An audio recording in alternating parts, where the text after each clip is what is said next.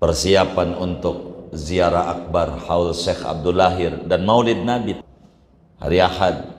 Baca dari sekarang, saya bilang sampai kita kumpul tuh jangan ditinggal.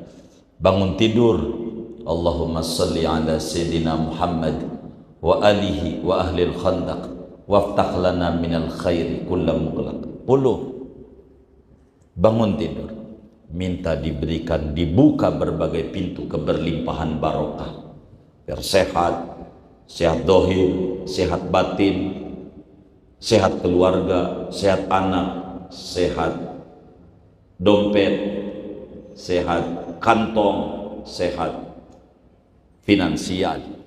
Assalamualaikum warahmatullahi wabarakatuh. Bismillahirrahmanirrahim. Syafaat Nabi bagi orang yang gemar baca sholawat kepada beliau. Minimal pagi 10, bangun tidur, malam 10 menutup tidur, dapat syafaat.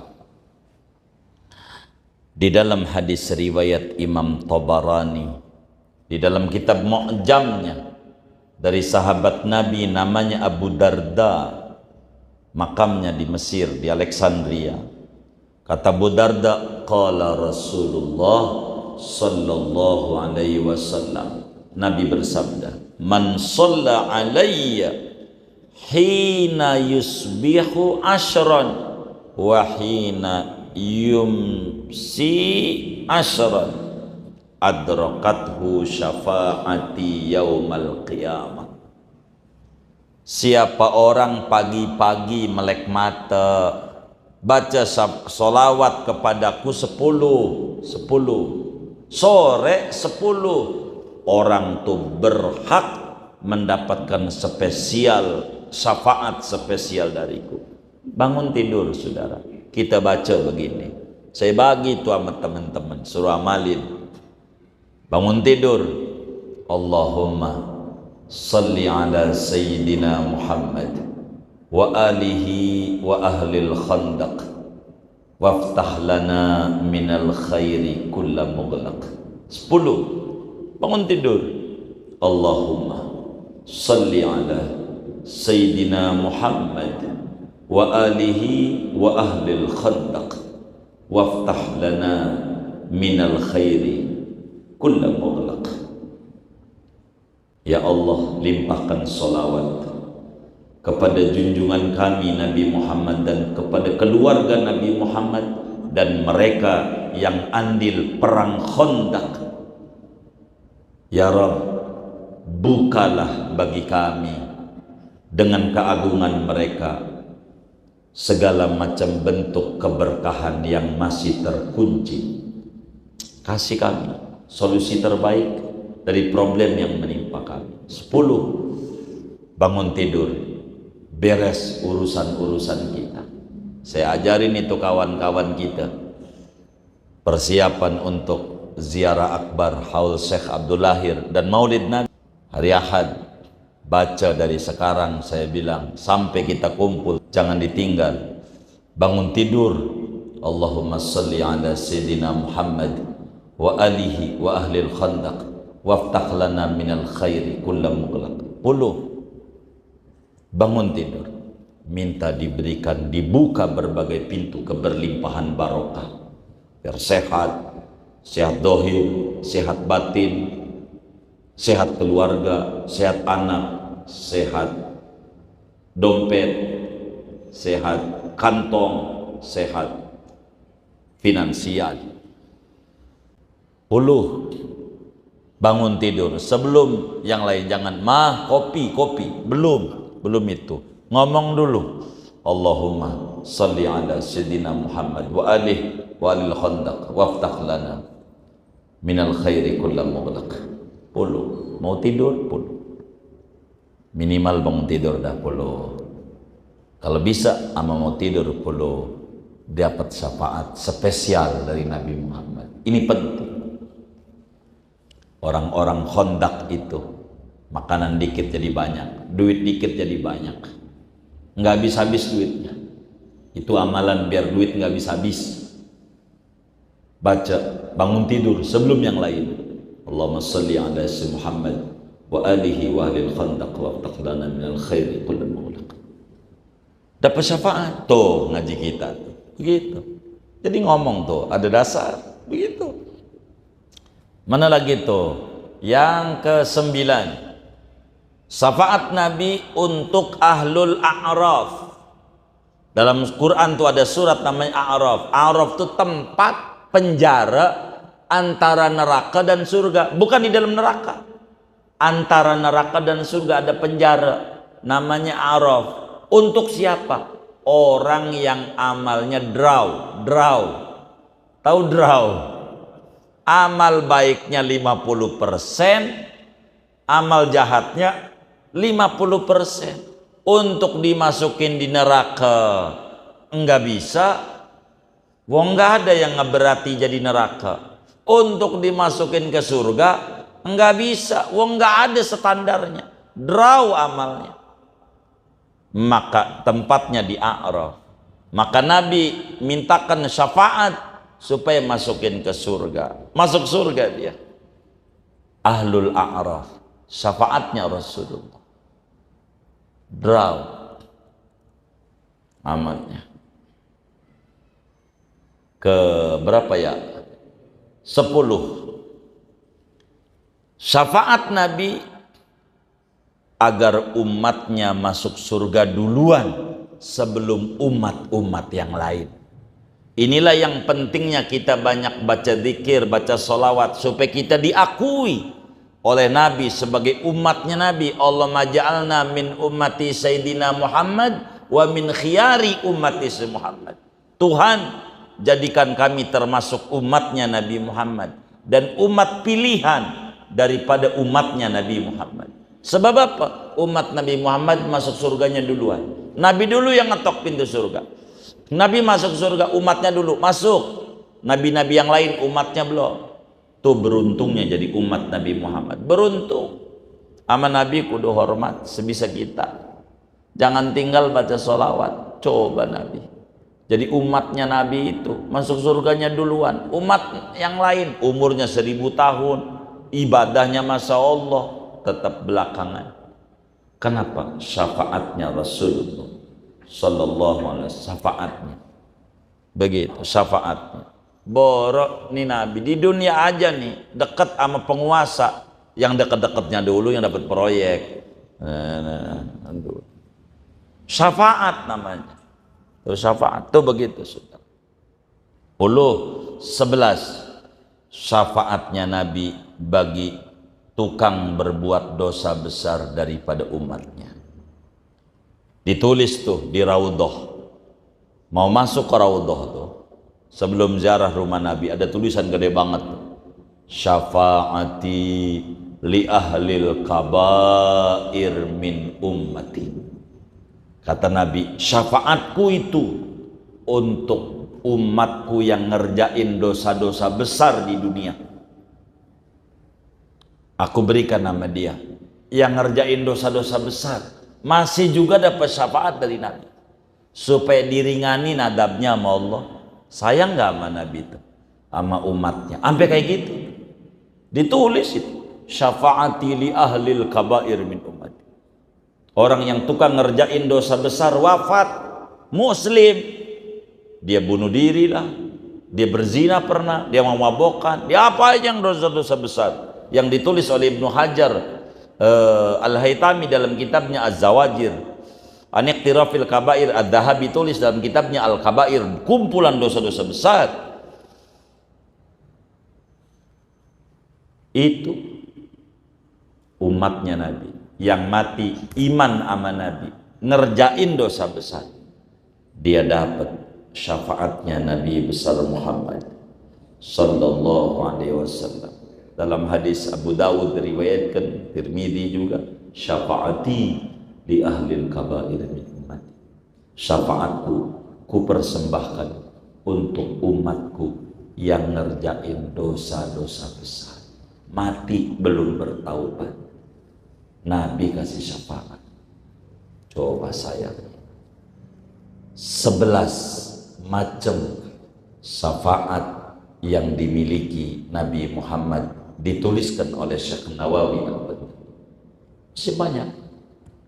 Di luar Nabi ada syafaat. Ini syafaat spesial yang dimiliki oleh Nabi besar Muhammad sallallahu alaihi wasallam. Mudah-mudahan kita semua yang hadir, mudah-mudahan kita semua yang mengaji kitab karya Syekh Nawawi Al-Bantani ini, mudah-mudahan kita semua termasuk orang-orang yang kelak mendapatkan syafaat daripada baginda kita Nabi besar Muhammad sallallahu alaihi wasallam. Amin ya rabbal alamin. Bismillahil Fatihah.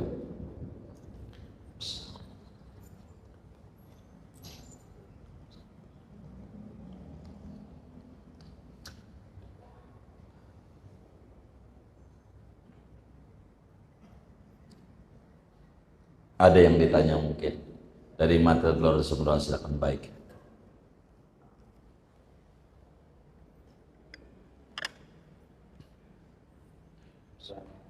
Assalamualaikum warahmatullahi wabarakatuh. Waalaikumsalam. Dulu ada dua hal yang saya mau tanyakan. Yang pertama, ini saya ada redaksi sholawat karena itu kan Allahumma sholli ala sayyidina Muhammadin wa ali ahli khamdan wa ftahli kulla babi mulan Waftahli minal khairi gitu. Minal khairi. Iya. Iya. Minal khairi. Iya. Terus kedua, dan dulu saya ada satu pengalaman. Jadi saya satu pengalaman itu sholat di salah satu masjid. Kemudian kan biasanya sudah biasa kalau misalnya majelis taklim itu paling di antara 15 menit atau berapa itu, atau 15 menit atau kurang, kan masih dalam konteks masih pengajian. Jadi pada saat itu karena saya sama beberapa musafir itu sudah nunggu, saya sudah ngaji itu sudah baca banyak zikir, terus belum mulai juga sholat saya. Akhirnya saya inisiatif sama dua orang musafir buat sholat isya sendiri. Terus kita ada sholat isya, kemudian kita juga udah zikir dan doa, dan sudah ada sholat sunat bagian, masih pengajiannya belum selesai. Nah, itu apakah saya melakukan itu ada kesalahan atau gimana tuh? Jadi yang ditanya yang mananya nih? Itu apakah saya melakukan itu kurang adab atau gimana tuh? Iya, baik. Jadi dilihat namanya musafir, punya urusan, dia sholat aja boleh jamak, boleh qashar. Sholat aja boleh juga misah karena waktunya syarat, ya silakan saja. Tapi intinya itu barangkali kiai itu udah isya masih ngaji terus, barangkali kiai itu melihat materi itu penting yang dia sampaikan. Sebab sholat awal waktu hukumnya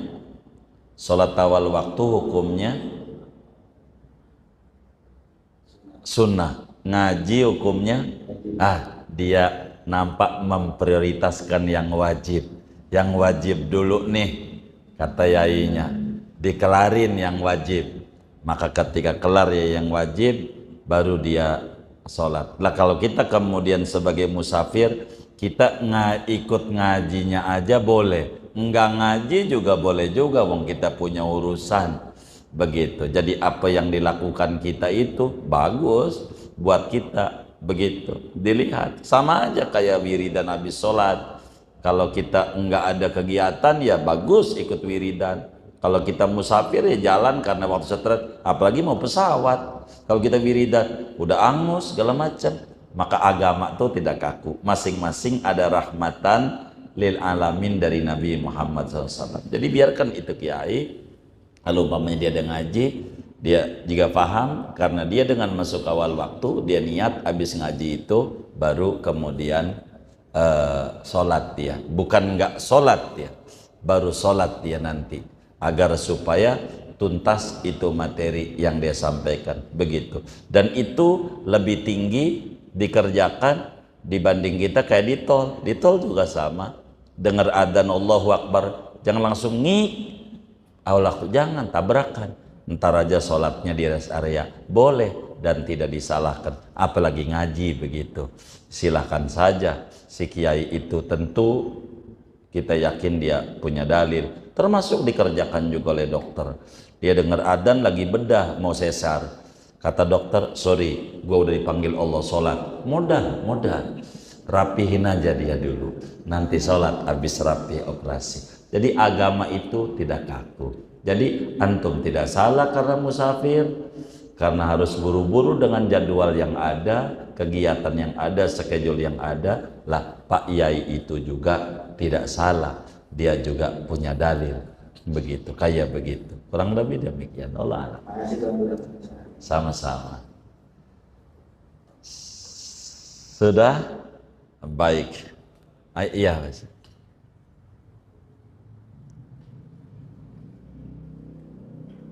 Assalamualaikum warahmatullahi wabarakatuh. Waalaikumsalam. Beraja Pak.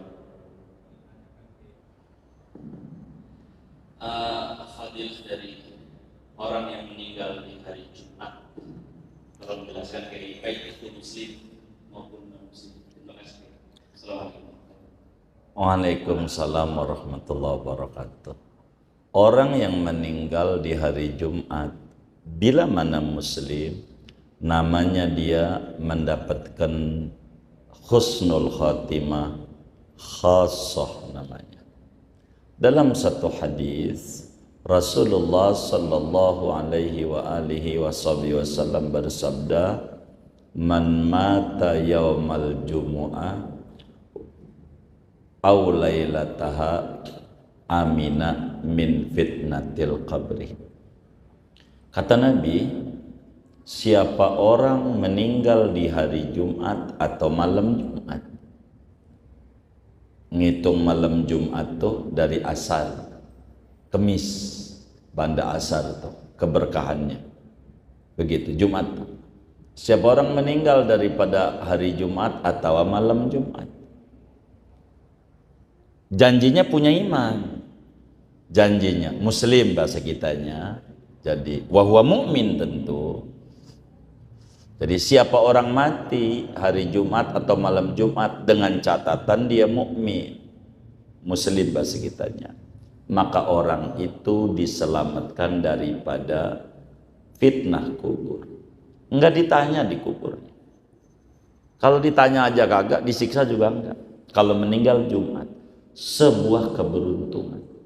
Tentu dia punya amalan besar sampai Allah anugerahi dia meninggal Jumat. Enggak gampang meninggal Jumat. Bukan juga kita kemudian kalau Jumat kalau begitu bunuh diri aja besok Jumat. Ya lain. Itu enggak dapat yang kayak begitu. Ini salah dia, ahlul kabair dia yang kayak begitu. Jadi ini catatannya meninggal Jumat ini istimewa, namanya dapat husnul khatimah khassah daripada husnul khatimah ammah.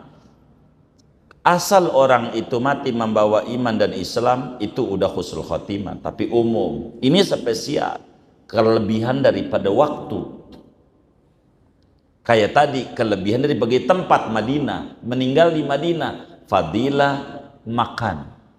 Kalau ini fadilatul waqt, fadilah waktu. Meninggal Jumat, muslim, lolos dari azab kubur. Enggak ditanya di kuburnya. Luar biasa tuh orang. Luar biasa. Makanya Nabi nyuruh kita kalau Jumat kudu banyak-banyak baca sholawat. Minimal banyak, malam 300, siang 300. Di luar ini enggak disebut banyak.